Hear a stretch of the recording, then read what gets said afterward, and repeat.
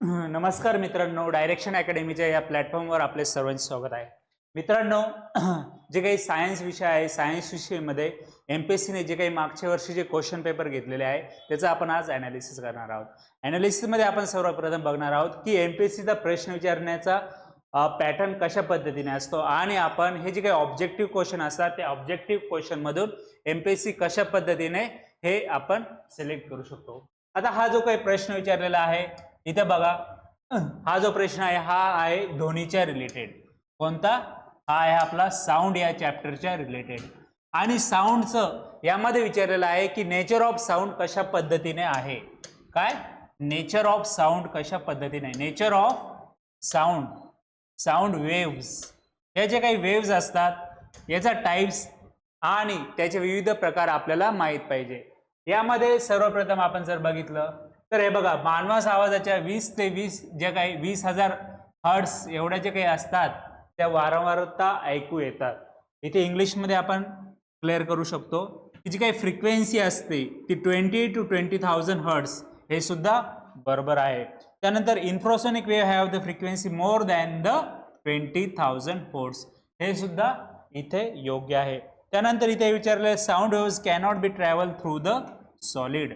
जर या प्रश्नाचं आपण योग्य उत्तर बघितलं तर आपल्याला समजतं की हे जे काही वाक्य आहे हे वाक्य यामध्ये फक्त एक जे वाक्य आहे हे बरोबर आहे आणि बाकीचे सर्व वाक्य हे काय आहे, हे रॉंग आहे. त्यामुळे उत्तर जे येते हे डी उत्तर हे येतं.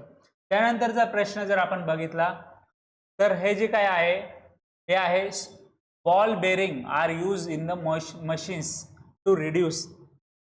हा जो प्रश्न आहे हा फ्रॅक्शन म्हणजे फोर्स या चॅप्टरच्या रिलेटेड आहे. कोणता? फोर्स. आणि फोर्समध्ये डिफरंट टाईप ऑफ जे काही फ्रॅक्शन असतात, फोर्स आणि डिफरंट टाईप ऑफ जे काही फ्रिक्शन्स असतात, फ्रिक्शन्स, याचा आपल्याला टाईप माहीत पाहिजे. आणि कोणतं फ्रिक्शन हे कुठे अवेलेबल राहतं, कुठे याचा उपयोग होतो हे सुद्धा आपल्याला माहीत पाहिजे. इथे जो काही विचारलेला आहे की जी काही बॉल बेरिंग आहे, बॉल बेरिंग यामध्ये कोणत्या टाईपचं फ्रिक्शन अवेलेबल असतं. इथे जे आहे ते आहे रोलिंग टाईपचं फ्रिक्शन. त्यानंतरचा प्रश्न जर आपण बघितला तर हा जो काही प्रश्न आहे हा आहे की फोटोव्होल्टाईक सेल. फोटोव्होल्टाईक सेल म्हणजे की असं एक इन्स्ट्रुमेंट असतं तिथे की जिथे लाईट एनर्जी जी आहे, जी काही लाईट एनर्जी आहे ती इलेक्ट्रिक लाईट एनर्जीमध्ये कन्वर्ट होते. म्हणजे सपोज हा एक मेटल आहे, हा कोणता पण सेमीकंडक्टरचा काय असतो, मेटल, सेमीकंडक्टर.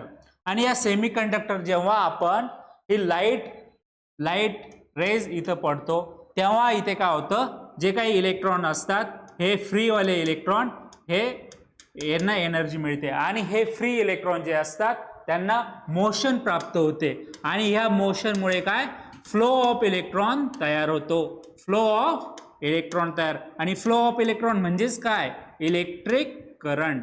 इलेक्ट्रिक करंट हे जे काही प्रिन्सिपल आहे या प्रिन्सिपलवर हा क्वेश्चन विचारलेला आहे. यामध्ये आपल्याला जे काही योग्य आन्सर आहे ते मग फोटोव्होल्टाईक डायोड. त्याच पद्धतीने आपल्याला हे माहीत पाहिजे what is the photo diode, त्यानंतर एलईडी म्हणजे काय आणि टनेल डायोड म्हणजे काय हे सुद्धा आपल्याला डिटेल माहीत पाहिजे. तर एलईडीचा फुल फॉर्म होतो लाईट इमिटिंग डायोड. त्याच पद्धतीने टनेल डायोड आहे आणि त्यानंतर फोटोव्होल्टाईक डायोड आणि फोटो डायोड यामधला फरक सुद्धा आपल्याला माहीत पाहिजे. येणाऱ्या कालावधीमध्ये आयोग याच्यावर प्रश्न विचारू शकतो. त्यानंतरचा जो काही प्रश्न आहे, आता हा जो प्रश्न आहे हा आहे आपल्या केमिस्ट्रीच्या रिलेटेड. हा जर आहे हा आपला केमिस्ट्रीच्या रिलेटेड, त्यामुळे सब्जेक्ट कोणता येईल आपला, केमिस्ट्री.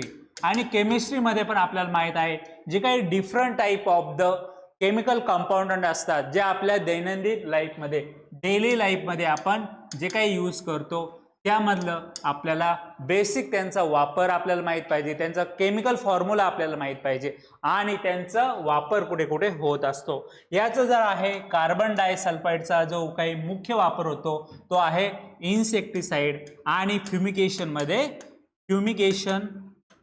फ्युमिगेशन आणि इन्सेक्टिसाइड म्हणून आपण कार्बन डायसल्फाईडचा हा वापर करतो।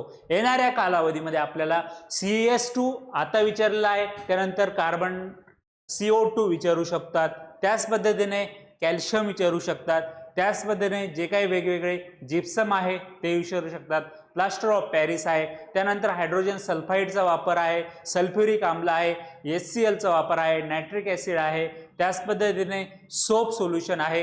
हे जे काही विविध केमिकल असतात, या विविध केमिकलचा वापर आपल्याला माहीत असणे गरजेचं आहे। हे जे काही आहे हे जनरल सायन्सचा क्वेश्चन्स आहे। त्यानंतरचा जर प्रश्न विचारेल, त्यानंतरचा प्रश्न बघ कोणता आहे हे बघा, हा सुद्धा हा केमिस्ट्रीचा चॅप्टरच्या रिलेटेड आहे आणि आपल्याला माहित आहे हा जो काही प्रश्न आहे हा विचारला आहे की ब्रॉन्झ अलॉय जो आहे तो ब्रॉन्झ अलॉय हा कशापासून बनलेला आहे। तर ब्रॉन्झ अलॉय जो आहे तो आहे कॉपर अँड टिन या दोन धातूपासून ब्रॉन्झ अलॉय विचारलेला आहे। इथे हा ब्रॉन्झ अलॉय विचारलेला आहे। त्याच पद्धतीने आपल्याला स्टीलचे वेगवेगळे अलॉय विचारू शकतात, त्याच पद्धतीने ॲल्युमिनियमचे अलॉय विचारू शकतात, त्याच पद्धतीने कॉपरचे वेगवेगळे कोणते काही अलॉय आहे ते सुद्धा आपल्याला येणाऱ्या कालावधीमध्ये विचारू शकतात। आणि याच्यासाठी जो काही सोर्स आहे तो आहे आपला बेसिक स्टँडर्ड बुक्स। यातून जर जेवढे काही अलॉयचे आहे यातले सहसा प्रश्न विचारतात। हा याचं कोणतं येतं कॉपर आणि टिन। त्यानंतरचा जो काही प्रश्न आहे तो आहे, आता हा जो प्रश्न आहे हा सुद्धा केमिस्ट्रीचा आहे आणि याची जी काही लेवल आहे त्यांनी आयोगाचा जर प्रश्नपत्रिकेचा आपण एक पॅटर्न लक्षात आला तर हे सुद्धा आपल्या टेक्स्ट बुकमध्ये आहे, पण 11 आणि 12च्या सायन्सच्या केमिस्ट्रीच्या बुकमध्ये आपल्याला सहसा आहे largest dipole moment of the following हे जे काही आहे हे 10वी पर्यंतच्या पुस्तकात उपलब्ध नाही। हा जो प्रश्न आहे हा थोडा वेगळ्या स्टँडर्ड म्हणजे 11 अँड 12चं सायन्सचं बुक सुद्धा आपण करणं गरजेचं आहे। त्यामुळे येणाऱ्या कालावधीमध्ये मी जे काही लेक्चर घेणार आहे त्यामध्ये बेसिकली एक 5th to 10th स्टँडर्ड आणि 11 आणि 12th स्टँडर्ड यांच्या रेफरन्सनुसारच आपण लेक्चर घेणार आहोत। जर इथे विचार केला आपल्याला सर्वात आपल्याला हे माहित पाहिजे what is the dipole moment. Dipole moment म्हणजे काय ही सुद्धा कन्सेप्ट आपल्याला क्लिअर केला पाहिजे। त्यानंतर आपल्याला समजायला पाहिजे की CH2 आणि CCl4 हे सुद्धा एक केमिकल आहे, परंतु यांची जी काही डायपोल मोमेंट असते ती असते 0 आणि दोन जे केमिकल ऑप्शन उरतात त्यामध्ये आहे कार्बन टेट्राक्लोराइड आणि CH3। यामध्ये जर विचार केला आपण तर क्लोराइड हा जास्त मोर इलेक्ट्रोनेगेटिव्ह एलिमेंट्स आहे, त्यामुळे जे उत्तर आहे ते आहे CHCl3 हे जो काही कंपाऊंड आहे याचं जास्त इलेक्ट्रो म्हणजे डायपोल मोमेंट याची जास्त आहे। त्यानंतरचा प्रश्न बघा आपल्याला, हा जो प्रश्न आहे हा आहे आपला क्लासिफिकेशन या चॅप्टरवर आणि आयोगाचा अतिशय फेमस असा जो चॅप्टर आहे तो आहे क्लासिफिकेशन। यामध्ये आपल्याला एक जनरल आयडिया माहित पाहिजे, त्याच पद्धतीने प्रत्येक ऑर्डर आणि प्रत्येक क्लासचं जे काही वैशिष्ट्य असतात ते सुद्धा आपल्याला माहित पाहिजे, कारण आयोग दरवर्षी खूप वेगळ्या पद्धतीनं क्लासिफिकेशन या चॅप्टरवर प्रश्न विचारतो।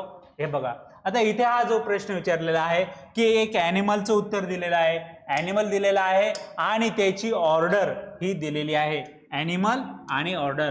आणि ॲनिमल देताना सुद्धा इंडियन अर्थवर्म, इंडियन कॅटललिच, त्यानंतर हनीबी आणि बेडबग याच्याशी रिलेटेड हे दिलेलं आहे। माझा उद्देश हा आहे की आपल्याला प्रश्न कशा पद्धतीने येतात, प्रश्नाचा आन्सर माहीत असणं गरजेचं नाही, तर प्रश्न फ्रेम करण्याची पद्धत तुम्हाला लक्षात आली तर तुमची अभ्यासाची डायरेक्शनची पद्धत तुम्हाला इझी होईल। ह्या प्रश्नामध्ये त्यांनी काय दिलेलं आहे की ॲनिमल दिलेले आहे आणि ऑर्डर दिलेले आहे, त्याच पद्धतीने येणाऱ्या कालावधीमध्ये अनेक ॲनिमलचे एक्झाम्पल देणार, त्याच पद्धतीने वेगवेगळे ऑर्डर काय आहे ते आपल्याला माहीत असणं गरजेचं आहे। याचं सिंपल उत्तर आहे 4। जर आपण इंडियन अर्थवर्म याचा जर विचार केला तर आहे तो ओपिस्थोफेरा। त्यानंतर आपण जर बीचं उत्तर बघितलं त्याचं आहे इंडियन कॅटललिच, याचं आहे नॅथोडेला। त्यानंतर जे आहे बेडबगचं आहे ते आहे हेमिप्टेरा, हे ऑर्डर आहे। हा प्रश्न विचारण्याची पद्धत ही नीट लक्षात घ्या।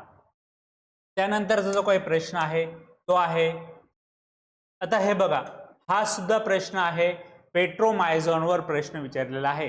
याचं जर आपण डेप्थ बघितली तर बघा, पेट्रोमायझॉन आणि त्याच्यामध्ये जे काही सॅलिव्हरी ग्लँड असती त्यामध्ये जे काही केमिकल असतं अँटीऑग्युलंट, त्यावर प्रश्न विचारलेला आहे. त्यामुळे एखाद्या क्लासिफिकेशनमध्ये एखाद्या ॲनिमलचं जर काही जे काही वैशिष्ट्य असेल ते वैशिष्ट्य आपल्याला पाठ असणं गरजेचं आहे, आपल्याला माहीत असणं गरजेचं आहे, तरच आपण सायन्समध्ये इतरांपेक्षा हे चांगले गुण मिळवू शकतो. आणि याच्यासाठी काय सांगितलंय तुम्हाला, basic standard books plus 11-12 chemistry आणि बायोलॉजीची बुक्स असणं गरजेचं आहे. याचा आहे विकास सॅलिव्हरी ग्लँड. त्यानंतरचा जो काही प्रश्न आहे तो आहे, बघा, हा सुद्धा क्लासिफिकेशनवर प्रश्न विचारलेला आहे. क्लासिफिकेशन मध्ये कांगारू, या कांगारू हा जो काही प्राणी आहे, या कांगारू प्राण्याचं वैशिष्ट्य काय आहे, तर आपण बघितलं जे काही फायलम आहे हा फायलमवर विचारलेला आहे. आणि याचा फायलम कोणता आहे कांगारूचा, हा आहे आपल्याला माहित आहे मॅमेलिया. कोणता, मॅमेलिया. मग येणाऱ्या कालावधीमध्ये असाच एखादा ऑप्शन देऊ शकतो की एव्स कोणता आहे, रेप्टाईलचं उदाहरण माहित पाहिजे, मॅमेलियाचं उदाहरण पाहिजे, आणि त्याच पद्धतीने कांगारूचं पण सब क्लासिफिकेशन पडतं, त्याचं सुद्धा आपल्याला नाव माहित पाहिजे. त्यानंतर कांगारूच्या गटामध्ये असणारे विविध कोणकोणते प्राणी या गटामध्ये मोडतात याची सुद्धा माहिती आपल्याला माहित पाहिजे. मग ॲम्फिबिया म्हणजे काय, एव्स म्हणजे काय, त्यानंतर आपल्याला रेप्टाइल्स म्हणजे काय, रेप्टाइलची गुणधर्म कोणते असतात, एव्सचे गुणधर्म कोणते असतात, याची डिटेल आपल्याला आपल्या लेक्चरमध्ये माहिती घेणं आहे. हा जो लेक्चरचा भाग आहे हा फक्त अभ्यास ओरिएंटेशन, की आपल्याला अभ्यास कशा पद्धतीने करायचा आहे, आपले स्टँडर्ड कोणते मेंटेन करायचे आहे याच्याशी रिलेटेड आहे. आता हा जो काही प्रश्न आहे हा आहे की बायोफर्टिलायझर म्हणजे काय, आणि बायोफर्टिलायझर आपल्याला याचा काही सोर्स आहे तो आहे आपला स्टँडर्ड टेक्स्टबुक. त्याच पद्धतीने जर आपण न्यूजपेपर वाचत असाल तर न्यूजपेपरमध्ये सुद्धा बायोफर्टिलायझर च्या खूप साध्या पद्धतीने हे लेख येतात. एक साधी गोष्ट आहे, याचं जर आपण 4 ऑप्शन वाचले तर आपल्याला सहज समजतं. हे जे काय addition of the mercury to the soil म्हणजे बायोफर्टिलायझर का नाही, nutrition enrichment to the soil, increase in the acidity of the soil and decrease in the soil fertility. याचं साधं उत्तर आहे जे आहे nutrition enrichment to the soil. जैविक खतांमुळे सॉइलचा काय फरक पडतो. जर जैविक खतांची आपण जर मात्रा आपल्या पिकांना दिली तर जी काही सॉइल आहे तिचं इनरिचमेंट होती, आणि त्याच्या विरुद्ध जर केमिकल फर्टिलायझर दिलं तर केमिकल फर्टिलायझरमुळे जी काही सॉइलची सुपीकता म्हणती, फर्टिलिटी ऑफ द सॉइल्स म्हणती, ती काय होती, कमी होती. केमिकल फर्टिलायझरमुळे जे काही मायक्रो ऑर्गॅनिझम असतात त्यांचं डेथ होती. त्यामुळे जे काही फर्टिलिटी ऑफ द सॉइल आहे ती, हे जे काही बायोकेमिकल बायोलॉजिकल जे काही इन्सेक्टिसाइड असतात, बायो फर्टिलायझर जे असतात ते खूप महत्त्वाचे असतात. त्यामुळे शासनाचं जे काही धोरण आहे ते की आपल्या शेतीमध्ये बायो फर्टिलायझरचा जास्तीत जास्त वापर कसा होईल आणि केमिकल फर्टिलायझरचा वापर मर्यादेमध्ये कसा होईल यावर जास्त धोरण अवलंबलेलं आहे. त्यालाच आपल्याला माहिती आहे ऑर्गॅनिक शेती म्हणतो आपण. सेंद्रिय शेती आज आपल्या आरोग्यासाठी खूप महत्त्वाची आहे. जे काही कॅन्सरचं प्रमाण वाढलेलं आहे आपल्या सोसायटीमध्ये त्याचं अनेक कारण आहे की पेस्टिसाइड आहे, त्याच पद्धतीने विविध केमिकल्स आहे. एक साधं जर आपण बघितलं तर खूप मोठ्या प्रमाणावर आजचा शेतकरी हा इन्सेक्टिसाइड आणि केमिकल फर्टिलायझरवर डिपेंडेंट आहे, आणि यामुळे आपल्या पब्लिकमध्ये केमिकली जे काही असतात कार्सिनोजन येण्याचे खूप प्रमाण वाढलेलं आहे, आणि कॅन्सर पेशंट सुद्धा खूप मोठ्या पद्धतीने वाढलेला आहे. अशा पद्धतीने MPSC हा जनरल प्रश्न सुद्धा विचारते. त्यानंतरचा जर प्रश्नाचा विचार केला आपण तर हे बघा, हा जो आहे हा प्रश्न आहे की जे काही प्लांट डिसीज आहे हे प्लांट डिसीजचं ओरिजिन काय आहे. म्हणजे एखादा प्लांट डिसीज त्याचं नाव माहीत पाहिजे आपल्याला, आणि त्या प्लांट डिसीज हा कशामुळे होतो, म्हणजे हा व्हायरल डिसीज आहे, हा बॅक्टेरियाचा डिसीज आहे, किंवा त्या बॅक्टेरियाचं नाव काय आहे, किंवा त्या व्हायरसचं नाव काय आहे, आणि त्यामुळे आपला जो काही जनरल ॲग्रिकल्चरमध्ये जनरल जो लॉस होतो तो कशामुळे होतो याच्या रिलेटेड प्रश्न हा विचारलेला आहे. हा अतिशय प्रश्न आहे बघा. Tikka disease of the groundnut is caused by the cercospora. याचं काय आहे, हा जो रोग कशामुळे होतो, या याच्यामुळे सरसोरा. त्यामुळे आपल्याला हे माहित पाहिजे what is the fusarium, what is the colletotrichum, त्यानंतर प्युसिनिया म्हणजे काय हे सुद्धा आपल्याला माहित पाहिजे. येणाऱ्या एक्झाम मध्ये हे प्रश्न आपल्याला आयोग विचारू शकतो. त्यानंतरचा हा प्रश्न सुद्धा बघा, हा प्रश्न आहे क्लासिफिकेशनवर, आणि क्लासिफिकेशनवर कोणतं, ते पण आहे की प्लांट क्लासिफिकेशन. प्लांट क्लासिफिकेशन मध्ये आपल्याला हे माहित पाहिजे प्लांटचं डेव्हलपमेंट कशी पद्धतीने झाले, त्यानंतर प्लांटमध्ये विविध क्लासेस कोणकोणते आहे आणि त्यांचं वैशिष्ट्य काय आहे. तर सर्वात सुरुवातीला आहे बघा की इथं प्रश्न विचारल्याची पद्धत कशी आहे की ब्रायोफायटा जे आहे, ब्रायोफायटा बद्दल कोणतं चुकीचं विधान आहे आणि कोणतं बरोबर विधान आहे. एक साधा प्रश्न आपल्याला विचारलेला आहे. जर आपल्याला हे आपण थोडा अभ्यास केला असेल तर आपल्याला माहित आहे जी काही ब्रायोफायटा आहे, ब्रायोफायटा हे पाण्यामध्ये आणि जमिनीवर दोन्ही ठिकाणी येणारी वनस्पती आहे. त्यामुळे ही जी काय ही amphibians of the plant kingdom, it is the right answer. They require the water for the reproduction, हे सुद्धा बरोबर आहे. They have the rhizoid instead of roots, yes हे सुद्धा बरोबर आहे. म्हणजे त्यांना काय असतं, रायझॉइड्स असतात, रूट हे डायरेक्ट डेव्हलप झालेले नसतात. त्यानंतर rhizopus is example of the them, हे जे काय आहे हे सेंटेन्स हे चुकीचं आहे. हे काय आहे, हे फंगाय आहे, फंगायचं एक्झाम्पल आहे. अशा पद्धतीने आपल्याला हे प्रश्न आयोग विचारतो. त्यानंतरचा आता हा जो प्रश्न आहे याच पद्धतीने आयोग अनेक प्रश्न तयार करू शकतो. याच्यासाठी तुम्हाला जे काही basic knowledge of the science from the text book of the 6 to 10 standard and 11 and 12 standard हे माहीत असणं गरजेचं आहे. तुम्ही जर 80 to 90% हे तुमचे प्रश्न हे या टेक्स्ट बुक मधूनच सॉल्व्ह होणार आहे. आणि आपला जो काही बेस ऑफ लेक्चर आहे हा सुद्धा हाच असणार आहे. इथे तुम्हाला पाठ करून घेणार आहे, एक एक ऑर्डर, एक एक वनस्पतीचे क्लासिफिकेशन हे सर्व आपण पाठ करून घेणार आहोत. त्यानंतरचा काय आहे तो आहे हे बघा, हा जो आहे हा आहे लसीवर प्रश्न विचारलेला आहे. म्हणजे आपलं आरोग्य हा एक पॉइंट दिलेला आहे चॅप्टर. आरोग्यामध्ये आपल्याला हे माहित पाहिजे की कोणकोणते न्यूट्रिशन आपल्या हेल्थसाठी महत्त्वाचे असतात, त्यानंतर कोणकोणते डिसीज आहे, त्यानंतर कोणकोणत्या डिसीजला उपाय कोणकोणते आहे, आणि जे काही आता सध्या जे काही पोलिओ आहे किंवा वेगवेगळ्या व्हॅक्सिन आहे त्या व्हॅक्सिनचं नाव माहीत पाहिजे आपल्याला, त्या व्हॅक्सिनची कार्यपद्धती आपल्याला माहीत पाहिजे. त्यानंतर ते काही व्हॅक्सिनचे विविध रोग आहेत त्यांचा जो काही इंटरनॅशनल डे सेलिब्रेशन राहतो तो सुद्धा आपल्याला माहीत पाहिजे, कारण यावर आयोग प्रश्न विचारतो आणि हे आपल्या दैनंदिन डेली रुटीनशी निगडीत असतो. हा जो प्रश्न विचारलेला आहे हा आहे विचारला की पोलिओ लसवर पण नेहमी आयोग प्रश्न विचारतो. पोलिओ लस काय आहे, पोलिओ लसीचे टाईप कोणते आहे, म्हणजे तोंडावाटी लस घेणारी कोणती आहे, त्याच पद्धतीने ती टोचणारी लस कोणती आहे, त्याच पद्धतीने पोलिओ लस ही कोणत्या प्रयोगशाळेत तयार केलेली आहे यावर प्रश्न विचारलेला आहे.